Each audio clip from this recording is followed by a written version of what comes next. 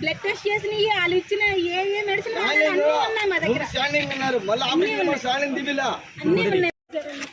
మా పిల్లడు 2 సార్లు ఆపరేషన్ కడుపులు నింపండి వస్తే 2 సార్లు ఎందుకు చేస్తారండి? పేగు బయటకు పెడతావు 2వ సారి మరి ఎందుకు చంపేశారండి? 2 సార్లు చేశారండి. ఇప్పుడు ఎన్నో తారీఖు తీసుకొచ్చారమ్మా మీరు ఇక్కడ? 18వ తారీఖు తెచ్చామండి. 18వ తారీఖు తెచ్చామండి. అసలు ఆ రోజు ఆపరేషన్ 13 చేశారు సార్. మళ్ళీ సెకండ్ టైం కుట్లెప్ప తీసేసి 10ంటికి కుట్లెప్ప తీసిన వాళ్ళు 3:30కి తీసుకెళ్లారు సార్ రూమ్ లోని అలా వదిలేసారు సార్ పిల్లల్ని. ఫస్ట్ సర్జరీ ఫెయిల్ అయింది. మళ్ళీ సెకండ్ టైం మాకు చెప్పకుండా ఇన్ఫర్మేషన్ లేకుండానే స్టిచెస్ తీసేసేసి మాకు తీసేసిన తర్వాత ఇలాగా తేడా ఉందమ్మా, ఇప్పుడు మీకు డబ్బులు కట్టకుండానే మేము చేస్తాము అని చెప్పి చేసి ఆఖరికి అలా చేశారు. రాంగ్ ట్రీట్మెంట్ చేశారు సార్. ఫస్ట్ నుంచి కూడా డాక్టర్ ఎప్పుడు అడిగినా రెక్లెస్ గా సమాధానం సార్. డాక్టర్ గారిని ఎప్పుడు అడిగినా రెక్లెసే. సరిగ్గా మాకు అసలు మాకు కొంచెం కూడా ఇన్ఫర్మేషన్ అనేది సరిగ్గా చెప్పలేదు.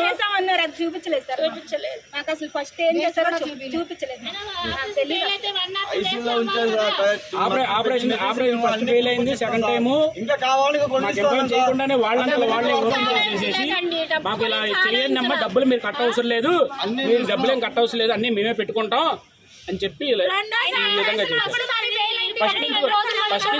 ఫస్ట్ నుంచి కూడా డాక్టర్ కానీ మిగతా స్టాఫ్ కానీ మాకు కరెక్ట్ ఇన్ఫర్మేషన్ ఎప్పుడు ఇవ్వలేదు సార్. ఎప్పుడు ఇవ్వాలా? అవును, ఎమ్మటే ఇదేంటి నిదానంగా మెరుగు అవుతుందని చెప్పని అదే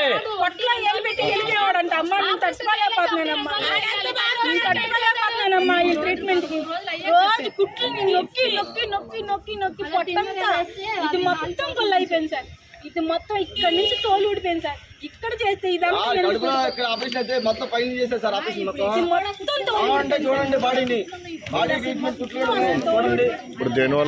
ఇక్కడ మెడ దగ్గర కూడా సూది పెట్టారు సార్.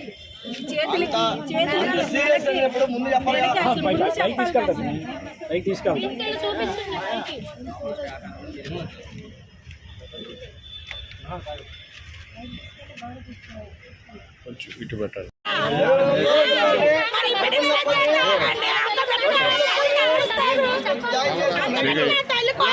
ఏమడుతున్నారు? ఎండి గారు సమాధానం చెప్పాలి. చేసిన సర్జరీ చేసిన డాక్టర్ గారు సమాధానం. లక్ష్మీనారాయణ గారు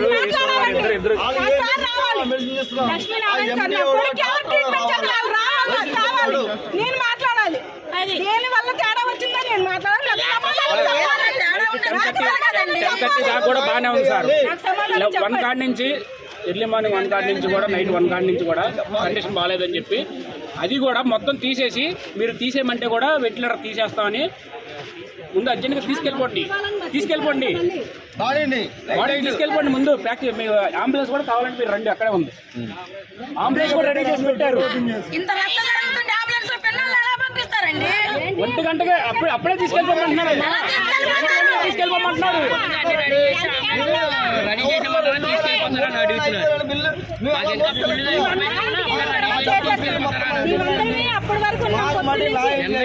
చేసిందంతా రాంగ్ ట్రీట్మెంట్.